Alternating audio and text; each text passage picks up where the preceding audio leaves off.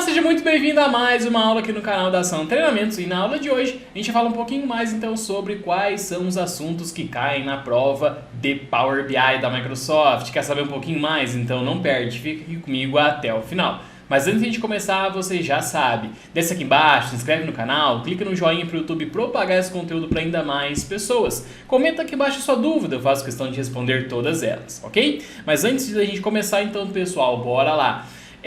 Para isso a gente vai começar pelo nosso exame, pelo link do nosso exame, é esse link que está aqui, vou deixar na descrição desse vídeo também.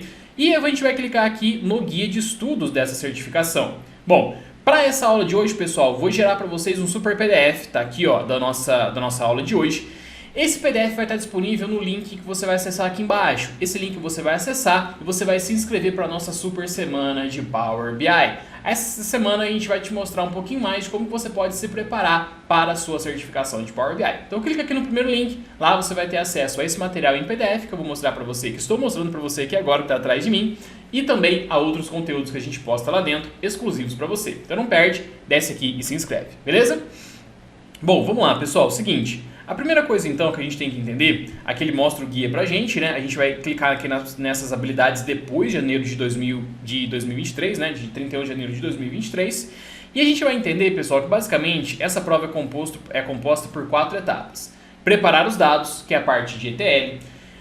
Modelar os dados, a parte de modelagem relacional.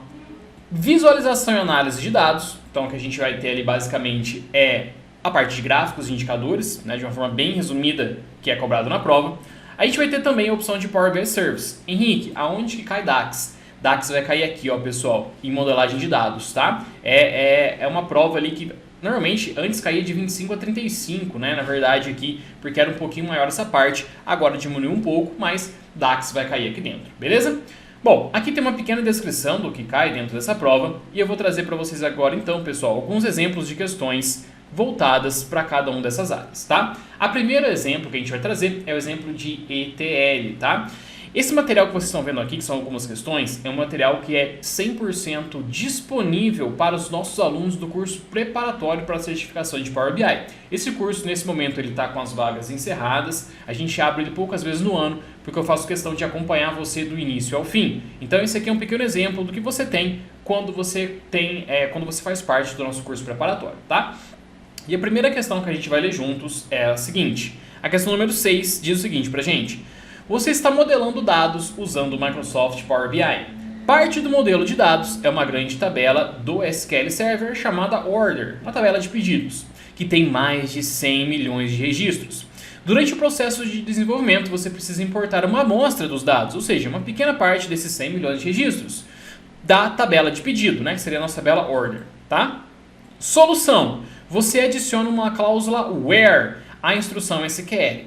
Pessoal, a pergunta é, isso cumpre o objetivo? Sim ou não? Vamos parar para pensar. Aqui a gente tem a possibilidade, como a gente está fazendo uma conexão a priori pelo Direct Query, de mandar uma instrução por dentro do Power BI mesmo, uma instrução SQL, que faça uma pré-filtragem para a gente no banco. E essa instrução é a cláusula where. A instrução where, ela de uma forma bem simplória, vai mostrar para a gente uma forma de filtrar os dados que eu quero. Então eu não vou trazer aqueles 100 milhões, eu vou trazer somente um tipo de dado, uma amostra dos dados que eu quiser. Então a resposta aqui, sim, seria a letra A da número 6, tá? Esse exemplo aqui, pessoal, como vocês podem ver, ele tem 43 páginas de questões somente sobre ETL, tá? Então os alunos ali que fazem parte do nosso curso preparatório estão super bem preparados para fazer a prova, beleza? Bom, a segunda etapa que a gente pode ver aqui dentro, pessoal, é a parte de modelagem dos dados, que contempla entre 25% a 35% da prova. Agora vamos lá, vamos ver como é que funciona isso aqui então. Projeção e implementação de modelo de dados. Eu separei aqui, pessoal, algumas questões também, ó, deixa eu achar aqui a modelagem de dados, para a gente falar um pouquinho sobre isso, tá? E aqui a gente fala o seguinte. Você está criando um relatório de análise que consumirá dados das tabelas mostradas na tabela a seguir. Vale ressaltar, pessoal, que essas questões aqui são semelhantíssimas às questões que caem no exame, tá? Então, respondendo essas questões aqui, se você conseguir responder junto comigo de forma correta aqui, você está no caminho, tudo bem? Vamos lá. Primeira coisa, ele fala que a gente tem duas tabelas, uma tabela chamada Sales e uma tabela chamada Employee, tá? A gente tem aqui o nome dessas colunas, de cada uma dessas tabelas, e a gente tem aqui então os tipos de dados também. Mas vamos continuar a leitura. Há uma relação entre as tabelas, né? Ele traduziu aqui bem ao pé da letra. Tanto que, pessoal, lá dentro do nosso curso preparatório, eu já até coloco as questões de duas línguas, tá? Tanto em português como em inglês, porque as traduções realmente não são muito boas, tá? Então, há uma relação entre as tabelas. Não há requisitos de relatório sobre employee foto, ou seja, que é essa daqui, ó, essa coluna aqui, ó. Não há nenhuma requisição no relatório sobre essa coluna, certo? Você precisa otimizar o modelo de dados. O que você deve fazer para configurar Employee ID, ou seja, eu tenho Employee ID aqui, e o Employee Photo. O que ele está falando, pessoal? Eu preciso otimizar esse modelo de dados, deixar ele com melhor desempenho, com mais velocidade. Bom, o Employee ID, pessoal, eu não posso excluir, né, eu não posso remover ele do modelo, porque é através dele que a gente vai fazer a modelagem, que a gente vai fazer o link, por exemplo, ó, com a nossa tabela de vendas. Employee ID com Employee ID. Só que ele serve basicamente para isso. Eu não vou utilizar essa coluna dentro de um gráfico, por exemplo. Então, com Employee ID, eu posso simplesmente dar um hide, ou seja, eu posso ocultar essa coluna, não tem problema nenhum. E com Employee Photo, como ele já fala que eu não tenho nenhuma requisição, eu posso simplesmente deletar essa coluna porque eu não preciso dela. Então, eu vou eliminar também esse peso a mais que eu tenho dentro do meu banco de dados. Sendo assim, a resposta correta é ocultar e excluir, letra A.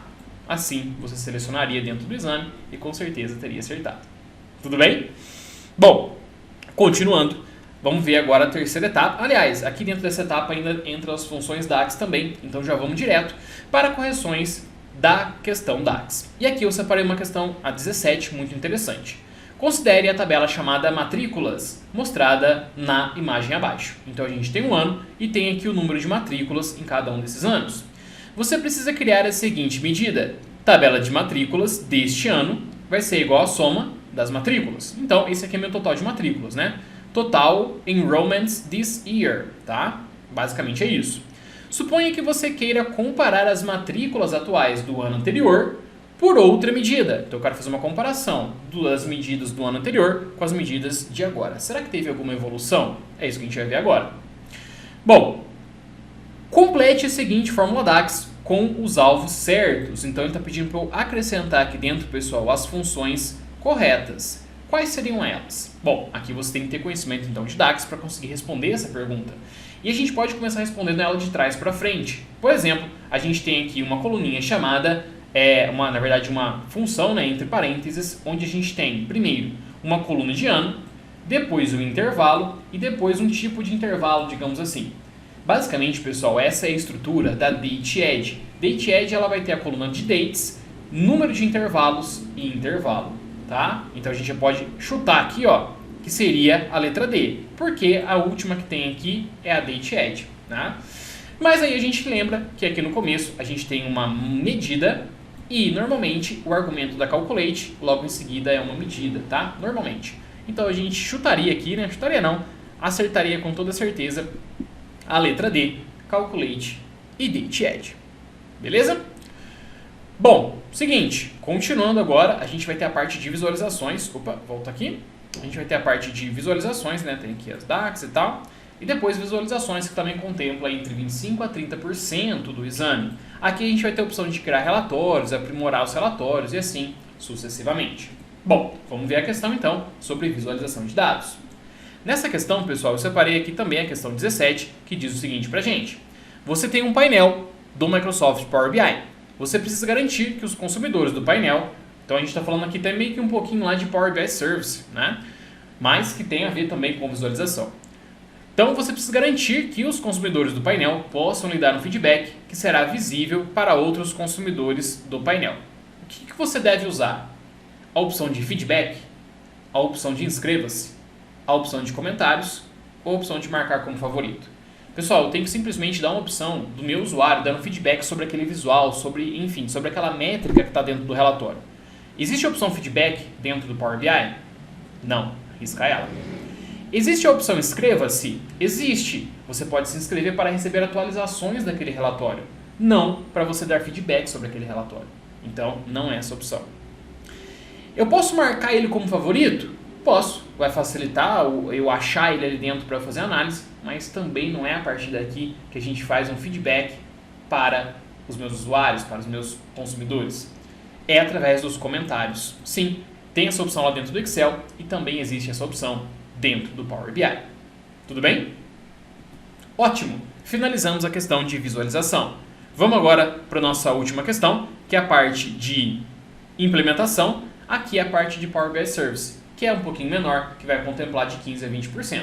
Por mais que nos meus exames que eu já fiz, cobrou e muito, eu não acho que foi a menor parte não, pelo menos pelo que eu me lembre, ou talvez pelo que eu tive mais dificuldade na época, não sei, mas eu lembro bem de algumas questões que caíram lá dentro dos meus exames, ok? Bom, agora vamos lá para as questões de Power BI Service, e eu separei aqui a questão número 2 do nosso sequência de exercícios, que é muito interessante, que diz o seguinte pra gente. Você tem um canal no YouTube, eu tenho, a gente está no nosso canal do YouTube, né? Onde você posta semanalmente tutoriais de Power BI. A gente faz isso. Se você deseja adicionar um de seus vídeos a uma tela, né? Uma tela aqui, tá? No painel de subscrições e views. Um painel que você tem lá dentro do Power BI Service. Qual tipo de bloco você deve adicionar? Olha só que questão fácil, pessoal. A gente deve adicionar uma imagem? Não. A gente deve adicionar dados de streaming personalizados? Não. Isso aqui é uma outra coisa muito legal também, mas não tem nada a ver com vídeo. Eu vou adicionar uma caixa de texto? Também não vou adicionar uma caixa de texto. O que a gente vai fazer então? Vamos adicionar aqui então um vídeo. Alternativa C, muito fácil, tá? Pessoal, esses aqui são alguns pequenos exemplos que eu quis trazer para vocês sobre as questões, sobre os temas que são cobrados lá dentro. Vale muito ressaltar que você pode dar uma analisada mais a fundo aqui dentro desse visual e buscar entender um pouquinho mais sobre isso. E claro, se você quiser uma descrição detalhada sobre tudo o que está aqui dentro, você vai acessar o primeiro link da descrição, vai fazer a sua inscrição na nossa super semana da certificação de Power BI e lá dentro você vai ter acesso então a esse super PDF. Tudo bem? Então é isso. Qualquer dúvida, comenta aqui embaixo. Muito obrigado. Te vejo na nossa próxima aula.